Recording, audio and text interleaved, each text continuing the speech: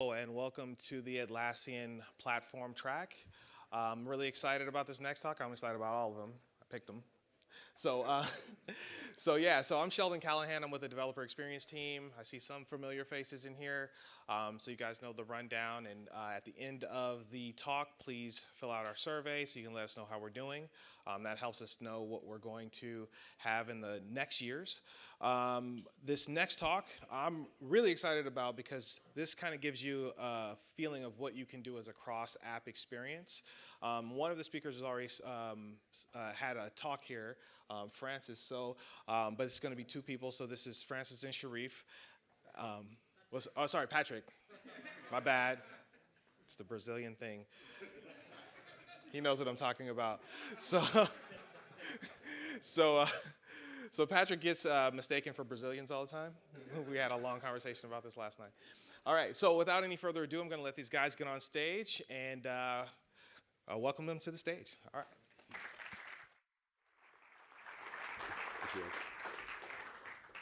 So Sheldon wanted me to share my fun fact. So I'm Sharif.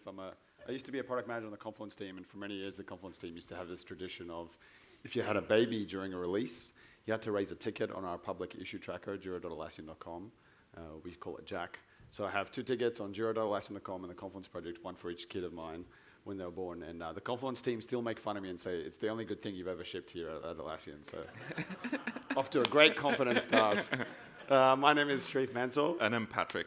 And we're really excited to be sharing with you today a vision for what a cross-product app might look like. A few years ago, I was with my wife in Bali in Indonesia. Who's been to Bali in Indonesia? A few of you, okay. There's no Brazilians over there, so you won't see Patrick there. But, sorry, Patrick. But we were walking down the street. I was walking down the street and was trying to find presents for my teenage boy nephews. I have 3 teenage boy nephews. And they're at the stage of life where they won't wear anything unless it's got a surf brand on it. You know, the cool kids. It's got to have a brand on it. And so I was walking down the street that looked like this, and I saw some surf T-shirts, Billabong and Quicksilver, and I was super excited. I love a good bargain, like $2 and $5 shirts. So I took them, went back to the hotel with my wife, so proud, showing her my proud achievements of what I bargained and whatever. And she's like, they're great shirts. I said, I've got all the Christmas presents and the birthday presents for the next year. And I'm pulling them up, and I'm like, there's a Quicksilver one, and there's a Billabong one. And she looked at the shirt, and she said, Sharif, that doesn't say Billabong. That says Billabang. And it turned out all the shirts were fake, and they completely fooled me. So today, we're actually sharing a whole lot of faked-out concepts. So we had a lot of fun creating this talk, a lot of creative freedom, if you like.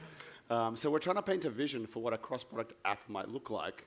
And as many of you know, one of our company values is open company. And we want to be as open and transparent of you where we might head. And we want to use this talk to achieve 2 clear things. First of all, we want to get your feedback, and we want to be as open as possible so that you can shape the future of how our cloud platform might work. Now, if you're wondering, by the way, whatever happened to those T-shirts that we gave to my teenage nephews, I'll save that for a moment. I'll tell you that at the end of the presentation. So how are Patrick and myself going to share this with you?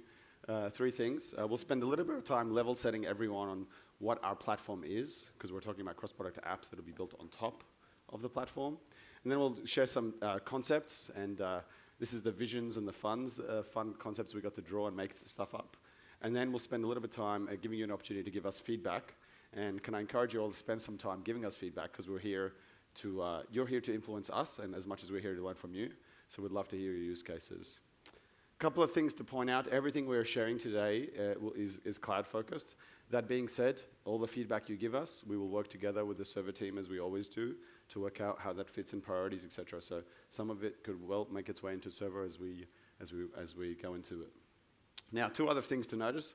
I'm a product manager, not a great engineer. So I'll focus on the what, and I'll let Patrick here, our architect, he'll focus on the how. Sounds good? Yes? You still with me? All right, we'll get started. Let's first start by level setting everyone on the platform. So across all our products in cloud, what we've learned over the last year or so is that we're actually trying to solve quite similar problems in each product. For example, in Jira, we want to have an editing experience. Turns out so does Confluence, and so does Bitbucket, etc. Same with profiles, search, notifications, and cross-product admin. And those same problems we need to solve in each product. And what we're doing at a very simple level for a platform is we're taking those capabilities away from the product, if you like, and centralizing them into common services. So, make sense? So we have common services across our products. So we'll have a common editor across products, a common profile across products, common admin, common notifications, etc. And that means our products can focus more on their core value proposition, and also we can deliver value, and the products don't have to spend time on this, and the platform teams can spend time on this. But what's cool about this is that we now have an opportunity, because we have common capabilities across products, to build platform-wide or cross-product apps. And what Sharif just explained for components that we extract out of the products into platform applies to apps too. If you have some shared functionality that you want to surface across products today, you have to build an app for each product. So you build one for Jira, one for Confluence, and so on and so forth. Users have to install them in every single instance as well.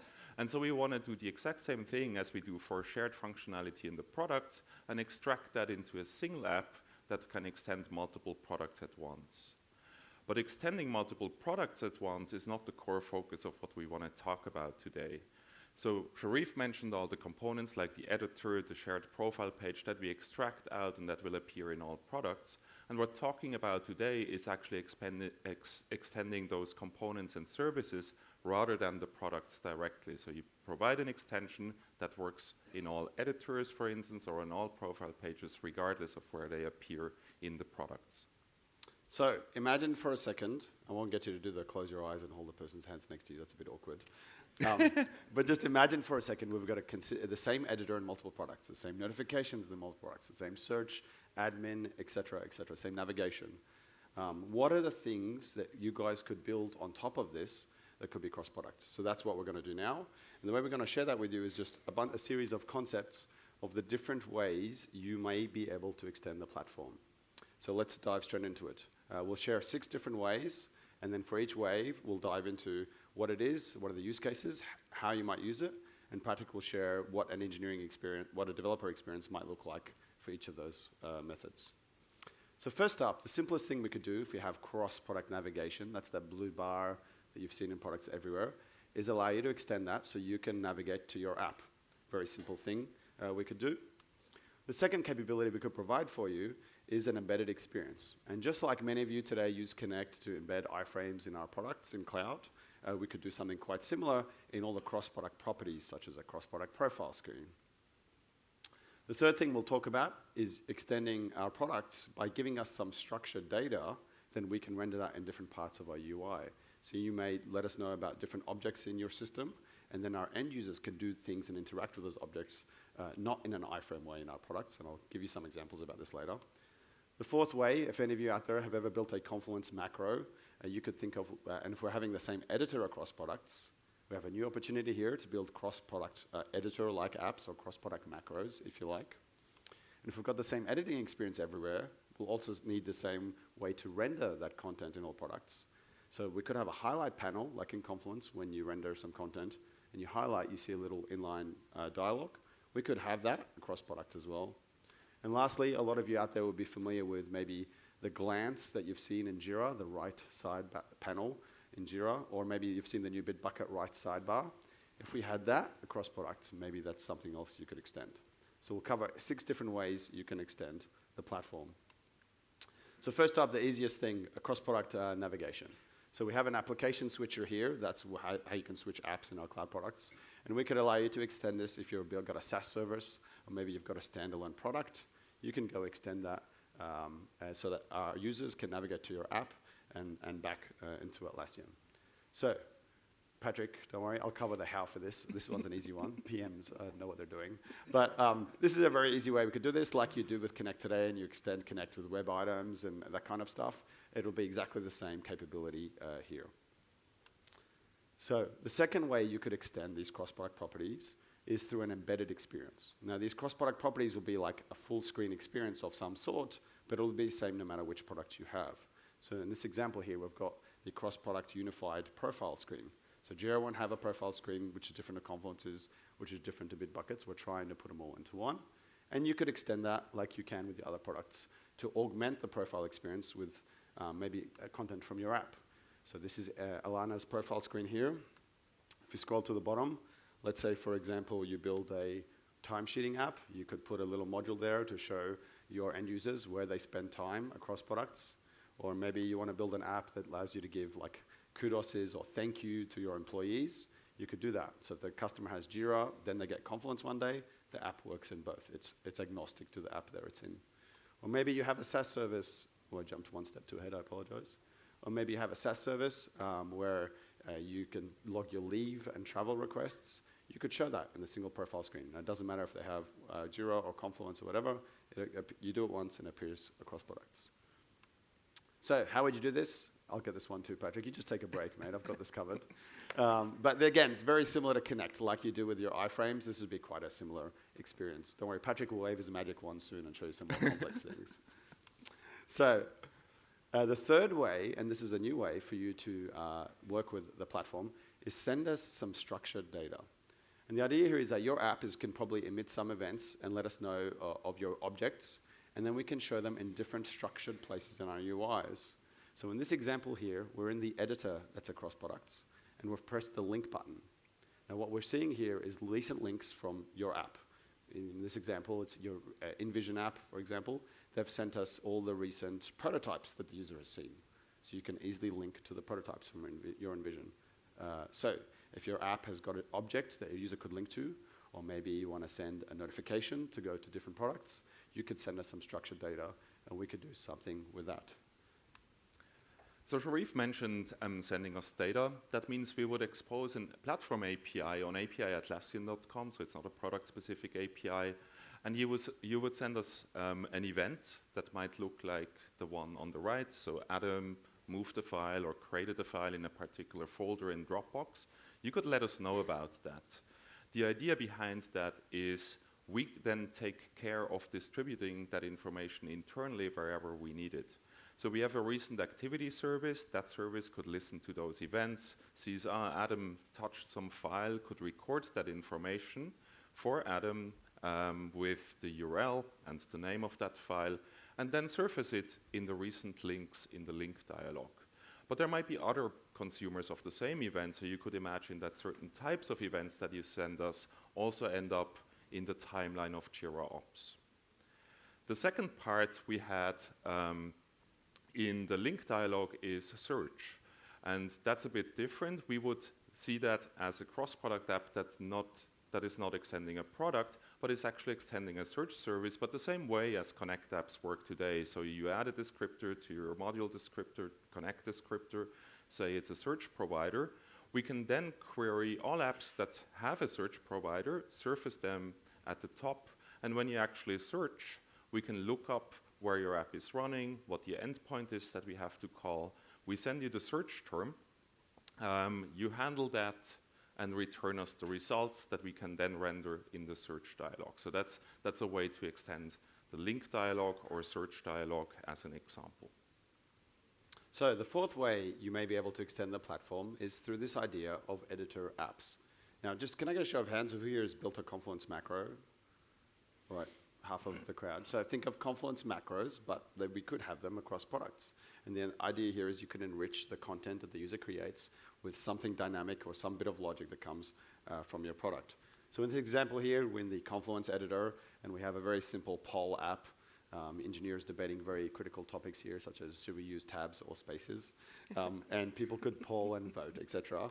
Or you could do it in the context of Bitbucket. So someone doesn't like your pull request because you're using spaces, not tabs, and they want to make a decision then. So they put the poll macro in Bitbucket as well. And before we dive into the actual technical details, when you think about editor apps or macros today, they are iframes. Iframes are very powerful, so you can do anything within an iframe, but they're also a bit problematic. So you need a UI toolkit that you embed there, increases the bundle size.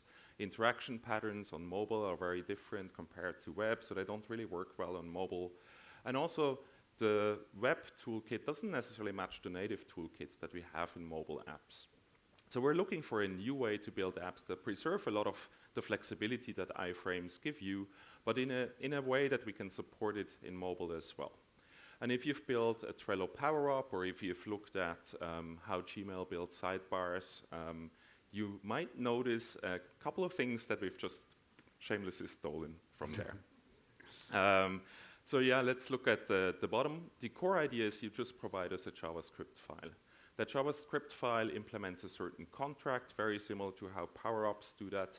There has to give us an initial state function, and then we provide an abstract widget library that allows us to describe the UI you want rendered without actually doing that by yourself. The next step would be you give us that file, we package it up with a bit of boilerplate, so we need an HTML snippet around it, we can inject additional libraries, we package all of that up, put it on a CDN that is hosted by Atlassian, so you have versioning for your apps, it's all delivered by the CDN, it's small anyway, distributed around the world, so very quick to load. And where do we load that into? We have a hidden iframe on the page still, so that provides the isolation that we have today in Connect, so that your apps don't conflict with each other, they don't conflict with our code. So we would load your script into that iframe. So what does that have to do with building UIs? We'll see that in a moment. So that script gets called through the iframe protocol that we have today. So it's a post-message-based protocol. We're already doing this in many places in Connect. So we can call that function that is in the iframe, and then you get an opportunity to use that abstract widget toolkit to say, I want to add a section, and then there's a title for my poll, there's a radio group, there's the two options, tab, spaces, some additional metadata. You might add a button to submit it. You build everything and return it to us. And we take care of actually rendering that in different contexts. So we can do that with Atlas Kit for web. We can do that natively on iOS and Android if we want. So by doing that, it gets easier for you to write apps. We can support mobile very easily, and we provide more consistency for our users. So if we've got the same editing experience everywhere, we'll need to make sure that the content renders the same everywhere. So we'll have the same rendering technology in multiple products. And if we do this, we can have a new plug-in point called the highlight panel. So in Confluence, some of you may be aware where you can highlight a bit of text, and you get a little contextual panel where you can do things like create a Jira issue or whatever it is. The same thing we could do here. So we're in Jira in this example. We've highlighted a bit of text like the TPS report. And if you don't know what a TPS report is, you can look up the term. So in this example, someone's built a glossary of terms app. Doesn't matter if it's in Jira or Confluence. You can look up what the term is. So you can use the contextual content that the user has highlighted. Do take an action in your app, whether it be a lookup or get some data from another source and mix that with the data that the user has selected. And again, same idea here as we used before. The difference here is when we call your app, we also provide context of where was that invoked. So we can add the TPS report as text, as a parameter that you can interpret. We give you a token that you can just use to call your own backend or maybe even a third-party service. So we want to handle as much as possible around authentication for you. You would look up that term. In the next step, you create a description of that term definition. You can use our structured rich text format, Atlassian document format for that. So you add a title, paragraph, some text, bundle everything up again, send it to us, and we render it in the highlight panel. So the last way you might be able to extend our platform is this idea of an interactive glance. Everyone here has used Bitbucket? Is that right? Yeah, most of you? Okay, cool. In Bitbucket, a lot of you may have noticed the new pull request UI has a right sidebar. Or a lot of you out there may already have built apps using Jira's new glance, that right sidebar in Jira. So let's imagine for a moment, like we have for the rest of this talk, that we have a right sidebar in all our products. This could be a way you could extend our products. So this is an example of the Bitbucket one. So what are the kinds of things you could do? Well, you can interact with the Atlassian object that the user is on and do something contextually there. So let's look at some examples. Imagine we're in a pull request here, and let's say, hypothetically, you build a timesheeting tool. You can log on the top right corner, you can log the amount of time the user has spent on this pull request. And that same app could follow you no matter which product that you're in. Let's say I'm in Bitbucket still here, and I will have an app to track some personal tasks or a little task for myself. So I get a list of my tasks that follow me everywhere. Maybe I can also create a task for this pull request. So it's contextually read the object that I'm in this case the pull request, put that in the task description so I can do that. And it doesn't matter which app I use, I'm in Confluence here now, and I can still see all my tasks, or I can create a new task for this Confluence page. So the app follows me around everywhere, no matter which product I use. Now, what's cool about this is that if we have that right sidebar in all products, we could also allow you to extend that same right sidebar in mobile without you having to do any additional work. So imagine here I'm in Jira Service Desk Mobile, and up the top right, you'll see in a second, I can expand the right sidebar. Someone's raised a ticket for a new laptop that they need, or a new keyboard in this example, or a new computer, sorry, in this case. And if I have an asset management app, in this example, it contextually recommends assets for the Jira Service Desk ticket that I'm viewing. But that could also work in Confluence, it could work in Jira, etc. So the apps could, the right sidebar apps could work in both mobile and web. So how would this work? So with our new silver bullet, we actually do the exact same thing that we did for editor apps. But Sharif mentioned a lot of examples that are very interactive. How would we handle interactions? Because we render it in our host applications, and that's where the interaction happens. But only your app knows how to actually do that. So as part of the UI you build, you could also add actions where you say, give it a name, I add some parameters, and then I add them to some other UI element, for instance, a button that gets rendered in the sidebar. And again, send that to us. We take care of all the rendering of those elements, including the button to assign that asset. When a user actually clicks that button, we can then invoke the action handler that you declared in your app. That gives you an opportunity to then take the parameters that you declared in the first step, do whatever you need to do, for instance, actually assigning that asset in this case. And given that the state of the UI typically changes after such an action, you just return us the updated UI description, and after that we can refresh and update that sidebar view. So, assuming we have a consistent editing experience, profile, search, notifications, etc. across products, we covered today 6 possible different ways that you might be able to extend the platform. So we looked at navigation, extending the global navigation to navigate to your app. Then we looked at having an embedded experience through the Connect-like iframes, either on the profile screen or wherever it may be. Thirdly, we looked at a new way for you to send us some structured data, and then we can show that in different lists of things. Like we looked at the linking example. You can link to objects from your product, or we could use that in a cross-product notifications experience as well. Then fourthly, we looked at editor apps, the idea of Confluence-like macros, but really could go to any product. Then if we have the editor everywhere, we'll need a renderer that's the same everywhere. So you can extend this highlight panel, take contextual action with the thing that the user has highlighted. And lastly, I think I'm most excited about this one is if we did have a right glance in all products, you could do some pretty awesome things like interact with the object on the left, get some data, put it in your product, and that would work for both web and hopefully maybe one day mobile. So, this is where we need you guys to do something right now. If you can all pull out your phones or your laptops and go to this URL, the biggest thing we really want out of this talk is to hear from you. So we covered 6 different ways you can extend the platform. If you go to this link, we have a survey for you to fill out. For each way, tell us how useful is this method for you. Are there any use cases that come to mind? And we'll use this information to influence our roadmaps and how we prioritize our work going forward. Or maybe you've got some new ideas of different things you'd like us to extend. Now, while you're doing that, some of you may be wondering whatever happened to those fake t-shirts that I gave to my nephews. We did decide to give those t-shirts to my nephews. We were hesitant a little bit in case they found out maybe Uncle Sharif isn't cool anymore, he's giving us fake shirts. But we gave them the shirts, and they didn't really react, and they seemed happy. And so I thought only 2 things. One, they were either really, really polite and just didn't want to call out, hey, these shirts look fake. Or 2, they just had no idea that the shirts were fake. They're not the most politest kids, so I think they really had no idea. So thank you a lot for your time. If you have any questions, I think we've got a few minutes. No, probably not. We don't have any few minutes. Myself and Patrick will be outside. Please, we really do want you to fill out the survey. This is probably the most valuable thing. We would love to hear from you. So thanks a lot for your time. Thank you.